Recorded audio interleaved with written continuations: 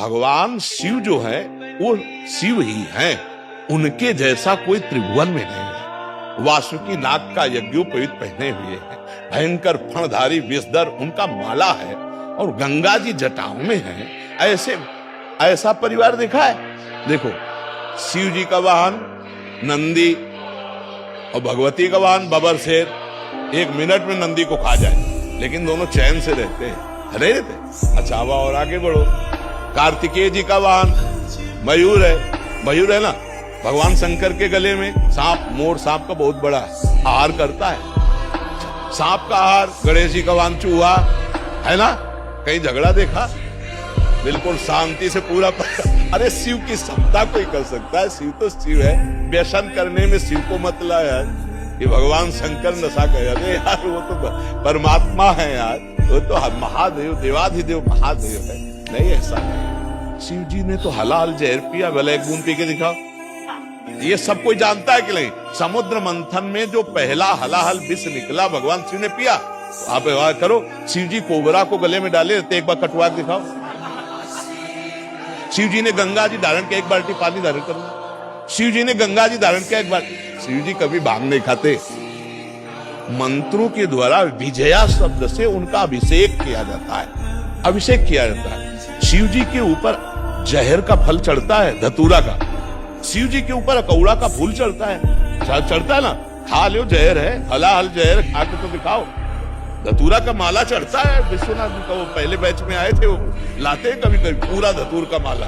Example बनाने या example तो किसी का भी आप दे सकते हो। आप कभी देखा है लोग कहते हैं भगवान शंकर चिलम, ऐसा कहीं लिखा है? अरे ये सब अपने मन के विलास हैं।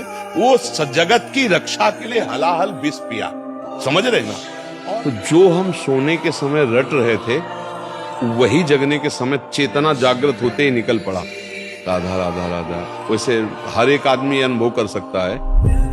ऐसे ही हमने मूर्छा के समय भी देखा, जब हमारे डायलिसिस के लिए ऑपरेशन हुआ, ये उदर वाला, फिर छाती का यहाँ ऑपरेशन, फिर हाथ का, तो यहाँ वाले में हमें बेहोश किया गया। तो हमें जब बेहोश करने को था तो हमने उनसे कहा था कि आप बेहोश करने के कुछ मिनट पहले हमें सूचित कर दीजिए कि मैं आपको बेहोश कर रहा हूँ। तो उन्होंने बताया कि बाबा अब हम इंजेक्शन लगाने वाले हैं।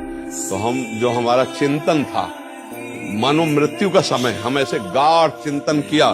तो जो हम पद शुरू किए थे, तो जब हमारी मूर्छा भंग हुई तो अगली लाइन वही चल रही थी। शयन के समय, मूर्छा के समय, तो वही आप मूर्छा जैसा समझ लीजिए इसको। तो जिस समय आप राधा राधा चेतना में बोलकर आपकी चेतना शक्ति, स्मृति शक्ति लुप्त हुई, फिर जब जागृत हुई तो फिर राधा राधा आप बोल रहे हैं कि मुझे ग्लानि होती, तो वो पूरा समय आपका भजन ही माना जाएगा। अगर उस स्थिति में प्राण चले जाते हैं तो आपको भगवत प्राप्ति होगी। क्योंकि मूर्छा के पहले आपने राधा बोला था। मूर्छावस्था में आप असमर्थ हैं, ना सत बोल सकते ना असत, ना सत्क्रिया ना असत क्रिया। तो अब आपका राधा ही माना जाएगा वो प्रारंभ का, और उसी से भगवत प्राप्ति हो जाती है। जैसे कोई सुबह बोला राधा और बेहोश हो गया, अस्पताल में भर्ती हो गया, और उसे होश ही नहीं आया, समाप्त हो गया शाम तक, उसे भगवत प्राप्ति हो गई। क्योंकि अंतिम उसकी चेतना में पहली बार राधा जो निकला, फिर मूर्छित हो गया, तो उसका वही माना जाएगा अंतिम समय स्मरण, और उसी से भगवत प्राप्ति हो जाएगी। आप सोच पा रहे जी।